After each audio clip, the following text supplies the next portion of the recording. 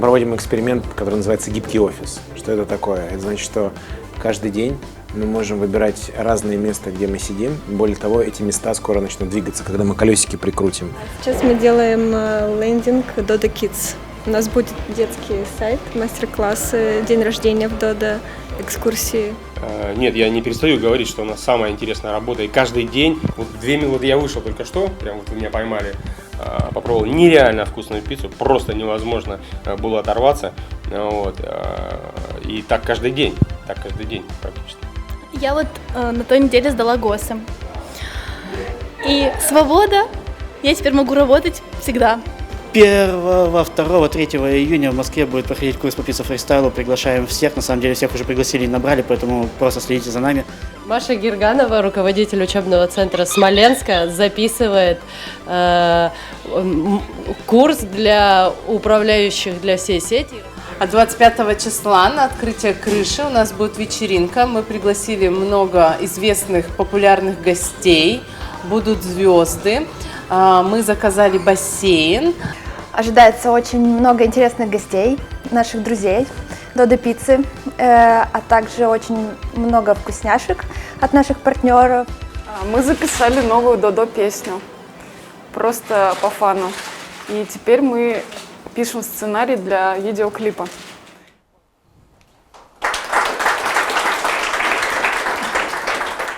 So let's start. So as you guys have all probably noticed, I know our IT team has noticed that for sure, our team and our company has been growing pretty fast lately. So every day, all these people that you see over here on the screen make a lot of decisions that affect our company, our clients, the profitability of our partners, and our brand as a whole.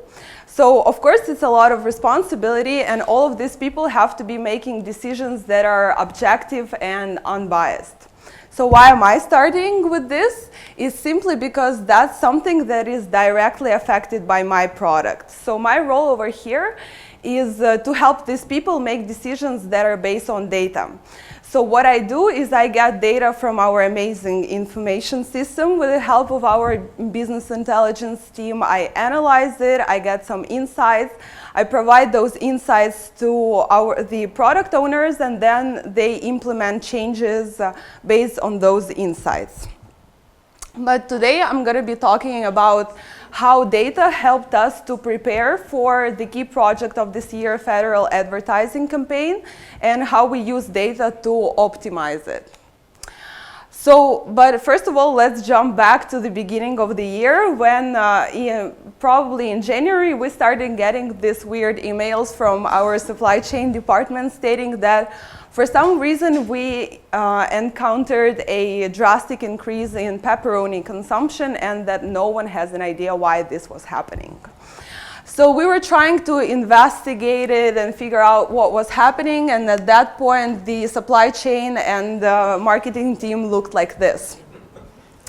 Finally, we found out that at those times we launched a lot of federal promos and a lot of combos that contained pepperoni in it. So that was the cause of the increase in the pepperoni consumption. And that was pretty much the first time when we realized that our federal marketing now works. And but most importantly, we realized that in case we won't be able to properly forecast ingredient consumption at some point during the federal campaign, our partners will run out of stock on the key ingredients during the federal campaign. So we, of course, had to do something. So we were trying to figure out what kind of tool can we develop so that we can forecast ingredient consumption, taking into the account the effect of marketing, the organic growth of our chain, as long as the seasonality, for example, and many other factors. Luckily for all of us, we have Kirill Vyropayev, who already had a working tool that he used to predict royalty stream. And this tool looks like this. It's pretty intense. and really sophisticated. But what we did, we modified this tool by adding some historical data, by modifying marketing coefficients for the duration of the federal campaign. And at the end of the day, we got a tool that can predict the number of orders, the revenue, and even the average check for every single sales channel, for delivery, for dine-in, and for takeaway, for the entire chain. So, but then with this, we went even further. So we added a historical data of ingredient consumption per order, and we matched it with the predicted sales, the predicted number of orders, and at the end of the day, we got a model that can estimate for the ingredient consumption for each of the key ingredients.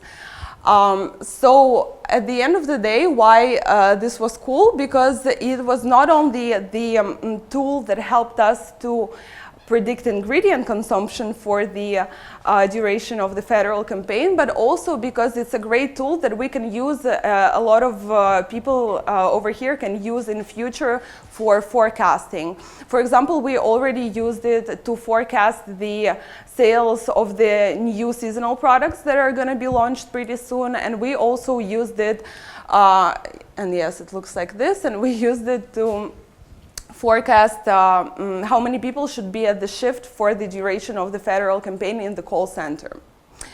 But now enough with forecasting. Oh, sorry.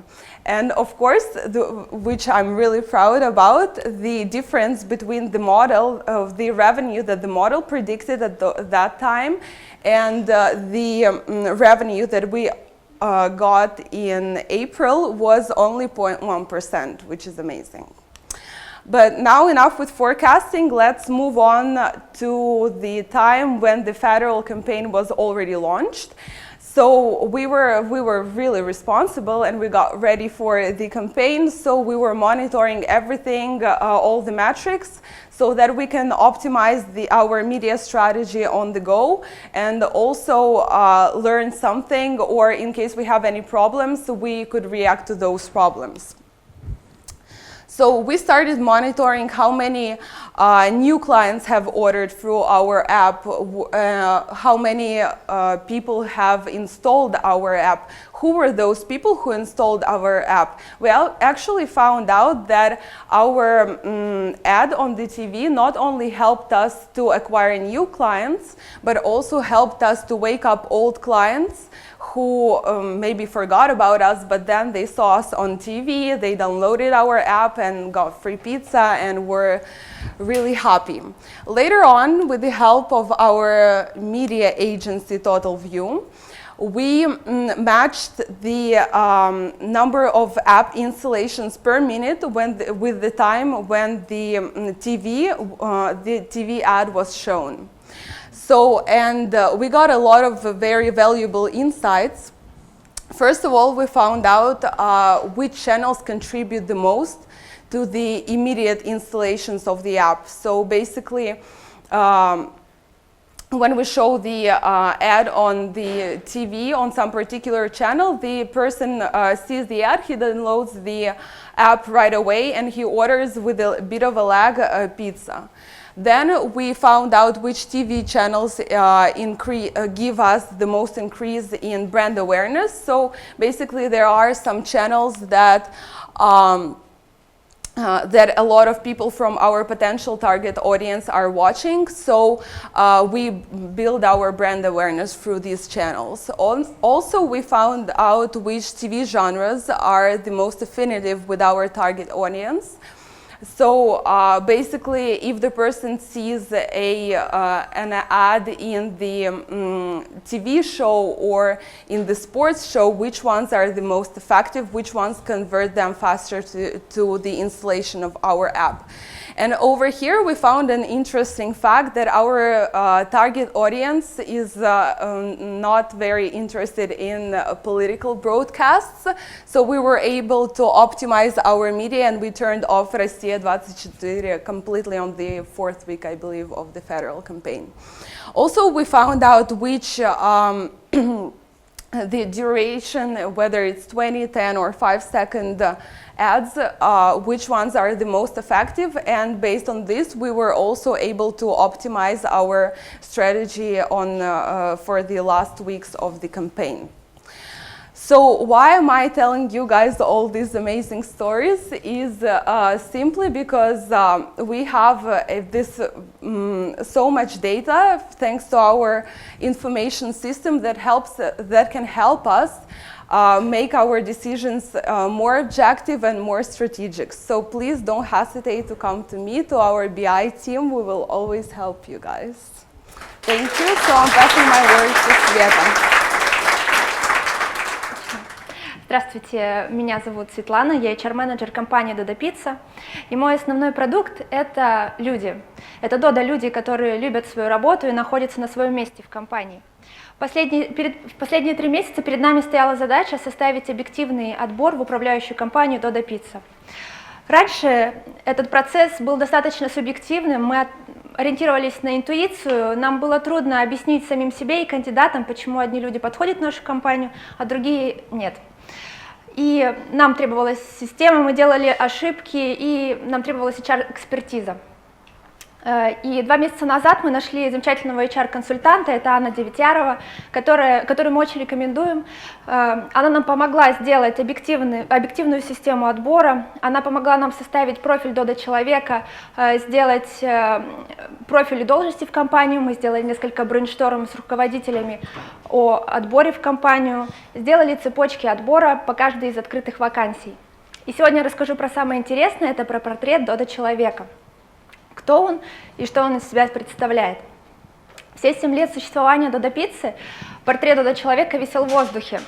Федор изначально притягивал к себе достаточно схожих по типу людей, и у нас формировалась команда очень схожих по определенным личностным качествам сотрудников. И в первую очередь мы сделали опрос всех сотрудников компании, в управляющей компании, что для вас хорошая работа и почему именно Додо Пицца и что вам в ней привлекает. В опросе поучаствовало достаточно много сотрудников, 97 человек, результаты получились достаточно емкие, и этим результатам можно верить. Также мы провели такую достаточно глубокую сессию с Федором по поводу ценностей и принципов компании и какие ценности, личностные ценности цените у нас в компании. И мы вытащили и зафиксировали 5 личностных качеств, про которые я сейчас расскажу подробнее. Первое и самое важное качество – это внутренняя мотивация. Это либо ценностная мотивация, это ориентация на интересные задачи, на проекты, это ориентация на результат, это быть способным учиться и применять свои знания на практике. Также это понимание ценности своей работы. Человек с внутренней мотивацией не требует дополнительного контроля, он способен мотивировать себя самостоятельно и организовывать свою работу. И чтобы этот образ зафиксировался у вас более ярко, я расскажу несколько историй про вымышленные персонажи, которые связаны именно с этим личностным качеством. Есть Петя, который любит плов. Он любит его есть и готовить. И он готовит его лучше всех, потому что он его реально любит. Он стремится изучать все, что связано с пловом. Тренды, рецепты, он готов креативить ночами. Он нашел свою компанию, которая ему приглянулась, которая тоже готовит плов. Но, наверное, не так хорошо, но это не страшно. Ведь у Петра есть мотивация делать лучший плов в мире, и он готов вложиться в продукт и помочь компании выйти на первое место в мире в сегменте плова. Для Петра это не просто работа, а любимое дело. Ему все равно, с понедельника ли начинается неделя и когда время обеда. Он просто живет в потоке, наслаждается жизнью, ведь он нашел свое любимое дело, которое радует его и других. Следующее качество, которое мы выделили, это открытость. Это любознательность, это возможность менять себя и возможность менять окружающий мир. Это также способность реагировать адекватно на объективную критику, это быть открытым новому опыту и желание делиться этим опытом с другими, а также быть способным иметь желание помогать другим. Следующую историю расскажу про Оксану. Оксана, которая открыта миру, а мир открыт ей. Она живет в маленьком городе, но это ее совсем не смущает. Она участвует в разных активностях города и помогает их организовывать, чтобы сделать город лучше, чище и приятнее для жителей. Она инициативна и предлагает разные идеи, даже самые сумасшедшие. Она не боится критики в свой адрес, ведь это сделает ее сильнее и лучше. Оксана верит, что существует эффект бабочки, когда одно слово или одно действие может свернуть горы. И если начать с одного города, то можно повлиять на целый мир. Третье качество – это командность или работа в команде. Это быть готовым делегировать, передавать задачи другим. Это не перетягивать одеяло на себя. Это также видеть ценность в групповой работе, быть способным доверять людям и располагать к доверию. Это также находить подход к разным людям и уметь с ними коммуницировать. Следующую историю расскажу про Семена. Семен играет в баскетбол с детства. Его не родители туда отправили, он сам туда пошел, потому что понял, что один в поле не воин. У него была большая цель выйти в сборную России по баскетболу, а у его друзей были в команде другие цели. Они очень долго и тяжело тренировались, но все что-то не выходило. Семен понял, что ему надо поделиться с командой своей большой целью, чтобы она стала общей. Он нашел каждому подход, ему удалось зажечь каждого. Команда ему доверилась как лидеру, а он доверял ребятам. Ведь он понимал, что все они разные, и у каждого своя роль в команде, и каждый важен. И в одиночку им не добиться цели, а вместе нет ничего невозможного. Четвертое и пятое качество я объединила вместе – это требовательность и честность. Это работать качественно и требовать качества от других. Также это способность, это не перекладывать ответственность за результат на другого человека. Это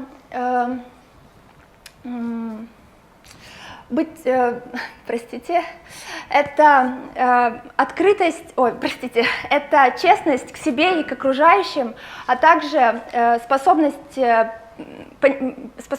принимать свои ошибки. Расскажу вам историю о Полине. Полина уже 2 года работает в одной крупной компании офис-менеджером. Полина требовательна к себе, так как к окружающим. Она выполняет свою работу качественно, даже когда никто не видит. Поверьте, за высокой стойкой ресепшена мало что можно заметить. Ее всегда учили быть честной, и это стало ее девизом. Если что-то скрывать и обманывать, все равно рано или поздно все скроется и навредит себе или окружающим. Проще быть честной. Как-то раз директор ей передал документы, которые надо было отправить инвесторам. Он передал документы пачкой, в спешке. Полина взяла эту важную задачу с полной ответственностью, перебрала все документы и заметила, что 2 не хватает. Она дождалась директора и попросила его перепроверить, все ли он правильно ей отправил. Ведь эти документы очень важны для компании, и она не может отправить все кое-как. Он нашел недостающие документы и был безмерно благодарен Полине за ее смелость и требовательность. Ведь кто-то мог отправить документы не глядя, но только не Полина.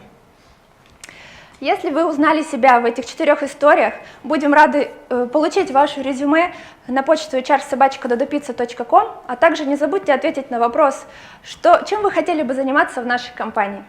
Всем спасибо, передаю слово Тамаре. Всем привет, меня зовут Тамара, и сегодня я хотела бы рассказать вам об искреннем сервисе и о тех результатах, которые мы добились за последние несколько месяцев. Мы хотим сделать так, чтобы люди, которые приходят в наши пиццерии, они не видели грустные глаза, они не видели уставшие лица, они не встречали такие фразы, как «вас тут не стояло», «я не знаю», «я не могу вам ничем помочь». Мы хотим, чтобы люди, которые встречались с людьми на нашей кассе, оставались рады, они чувствовали внимание и заботу. Как к этому прийти? Что нужно делать для того, чтобы дойти до этой цели? Первое, что мы сделали, мы запустили онлайн-курс «Вау-кассир». Вначале мы спросили людей, какой информации вам, ребята, не хватает для обучения, для того, чтобы оказывать очень классный сервис.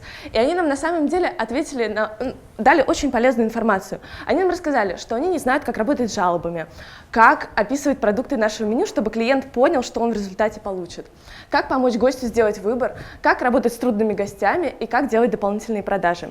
Эту информацию очень сложно донести через стандарты или через статьи в базе знаний. Поэтому мы выбрали формат онлайн-курса, и в результате у нас родилось 5 модулей, которые содержат в себе реальные кейсы и истории, реальные кейсы и задания, реальные кейсы и ситуации из работы кассиров. Это простые алгоритмы для решения любых ситуаций, которые происходят на работе, а также много заданий, много тестов и заданий для самостоятельной работы. Что же мы рассказываем? В начале первого модуля мы погружаем кассира в работу, в сервис. Что это такое? Какие принципы и приоритеты есть у кассира? Какова роль кассира? Во втором модуле мы погружаем его в невербальное общение, рассказываем, почему важно общаться, почему важно улыбаться клиентам, почему важно называть по имени и здороваться с ним. В результате кассиры понимают, для чего это нужно и на что это влияет. В третьем модуле мы объясняем, что такое дополнительные продажи и как правильно их делать, так, чтобы это не казалось навязанным предложением какого-то продукта из меню. Наши клиенты, они очень разные. Оптимизация, мы можем его убрать из рецепта. Убираем? Ничего мы не убираем, потому что вот они вообще без перчаток работают. Мы готовим. И задают очень разные вопросы. Добрый день, что для вас приготовить? Добрый день, можно, пожалуйста, пиццу мясную? Да, какую? Маленькую, среднюю, большую? Сколько стоит маленькая? Маленькая стоит 395 рублей. 395, ее хватит на троих? И в четвертом модуле мы рассказываем, как клиентам общаться с разными клиентами и отвечать на вопросы, которые они задают, и как себя вести, что им предложить в этом, из нашего меню. И в завершении, в пятом модуле, мы рассказываем, как оценивается работа кассира и как он может повлиять на рейтинг пиццерии, на рейтинг продукта. Спустя месяц работы курса на него зарегистрировалось 984 человека, и уже 266 прошли этот курс и имеют сертификаты ВАУ-кассира. Остальные, конечно же, дойдут до конца этого курса и все узнают.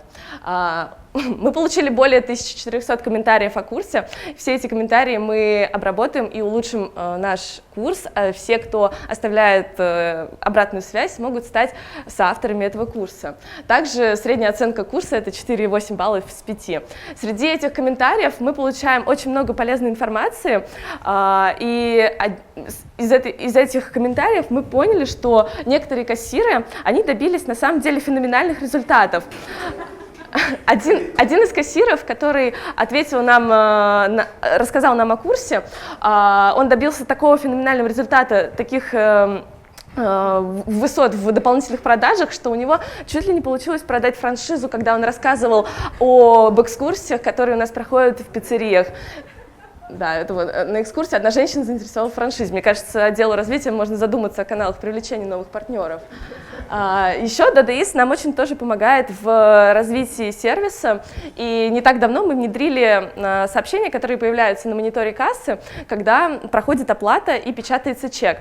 Это более 30 сообщений, которые имеют целью напомнить о стандартах работы, например, пополнить салфетки или проверить чистоту зала или туалета. Они подбадривают человека во время работы, а также они мотивируют его на общение, на большее общение с клиентом, например, рассказать об экскурсии или мастер-классе.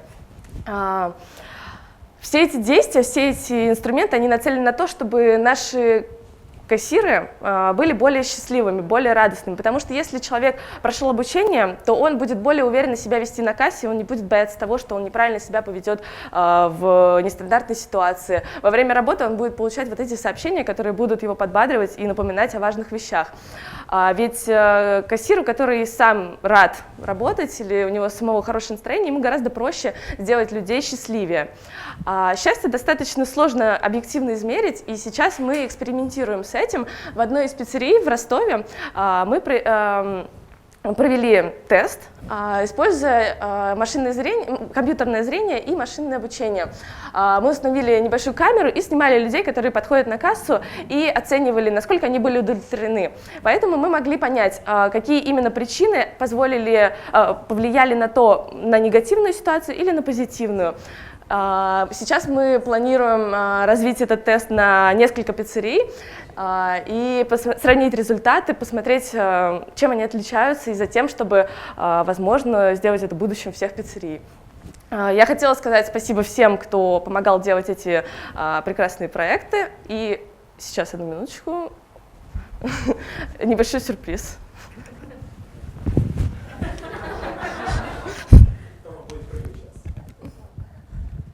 Сейчас вам нужно порадоваться очень. Всем хорошей недели, всего хорошего.